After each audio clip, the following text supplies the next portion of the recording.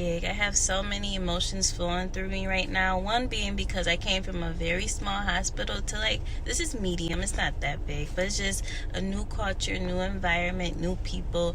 Where do I go? Like, I don't know. I do know where to go, but like, you know, it's just a whole new environment. I have a lot of emotions running through me right now, but at the end, my faith is in God, so I know I'm good and this is where I'm supposed to be.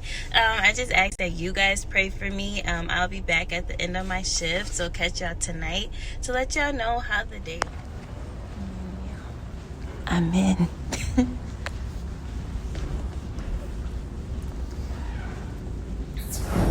Alright, good morning. I'm back day 2. And we'll see how this day goes. Yesterday I had a good day. I did record, but I'll post it later. 2 is complete. So I had my cancer patient back. She was transferred to the medical floors because she stabilized real nice today. The only big thing I did with her was de-access her port. And that was like a little cringing. You're literally just pulling a needle out of her chest. I've never done that before, but I'm sure after this I'll be fine.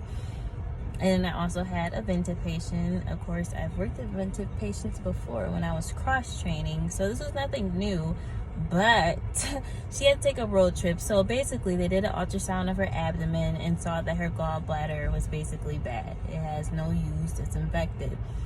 But they don't want to do surgery on her just yet.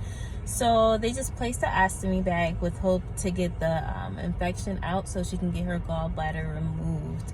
So we had to take a road trip with a whole vent machine, the vent tubing, and mind you, she had 6 different drips going.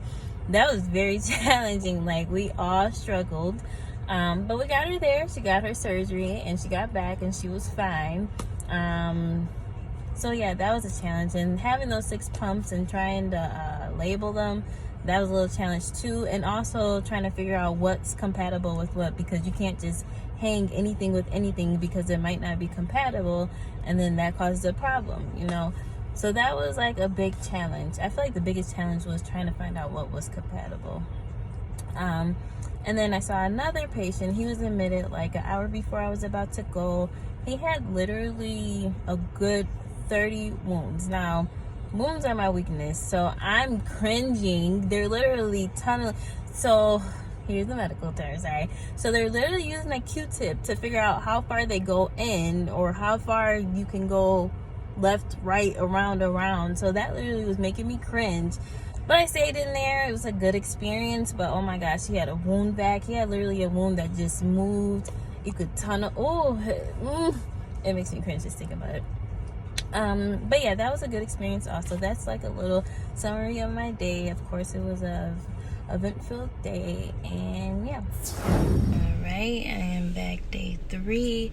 I am so exhausted, which I usually am after my third 12, so I really pray today goes by fast. Day 3 is completed. So I got my vented patient back, and remember I told you guys in the previous video that we placed the bag basically in her gallbladder because her gallbladder was infected and we wanted to drain it. You don't want to do surgery on a patient who's already infected or in an area that's already infected, because it can cause for an infection to go throughout their whole body, taking all of their fluid, and that's called sepsis.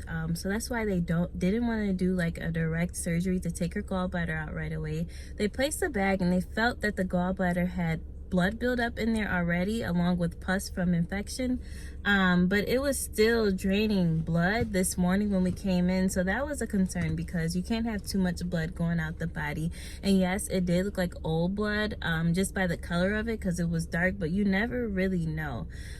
So we got it's called a H&H. So checking her red blood cells, her platelet counts, how she's clotting, her PT, INR, all that. I know that's all a medical term, but I don't feel like explaining it. Yeah, I'm sorry. But we checked all that, and it's basically telling us, is she bleeding out?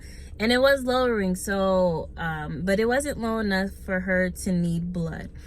So we were just monitoring that very closely, and it was still bleeding when I left. So I don't know what we're gonna exactly do with that.